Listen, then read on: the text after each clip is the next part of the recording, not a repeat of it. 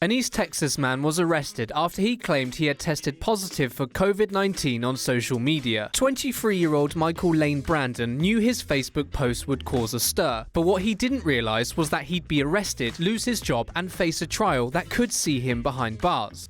Faced with the coronavirus dominating headlines, Brandon decided to, in his own words, do a social experiment. On March 13th, he posted that he'd tested positive for coronavirus, and then he added that doctors had told him that the virus was now airborne. But he made it all up.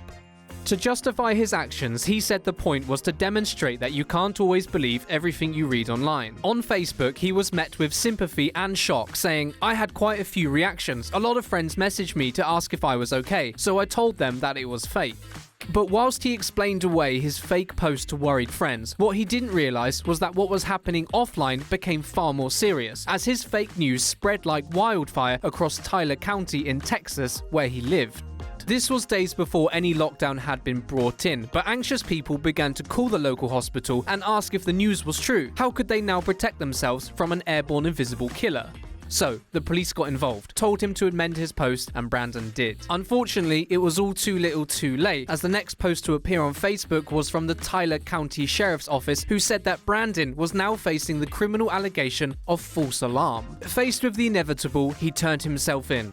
After a night in the cells, he was released on condition of paying a $1,000 bail bond and is now waiting for his trial to start. But staying true to his justification, he said, "I have a Bachelor of Science degree in mass communications. I did it to prove how easy it is for anyone to post something online and cause panic. I wanted to prove that it is important for people to be educated and do their own research before assuming everything they read or hear is true. But because of a Facebook post, I lost my job, my health benefits. I couldn't start my master's program on time due to not having the money. It has put a financial burden on my entire family because they are trying to help me pay my bills." A New Jersey man is in trouble this week after allegedly coughing on a woman and telling her that he was infected with the coronavirus. According to NJ.com, 50-year-old George Falcone was at the prepared food section of a Wegmans Grocers on Sunday night when a female staff member asked him to take a few steps back. Prosecutors say Falcone then stepped close to the woman and began coughing and laughing. He then allegedly told her he had the coronavirus. NJ.com reports that Falcone then told two other workers that they were lucky to be employed. But he told Reuters via Facebook message that he didn't cough or say that he had the coronavirus. He's been charged with making terroristic threats, obstruction, and harassment.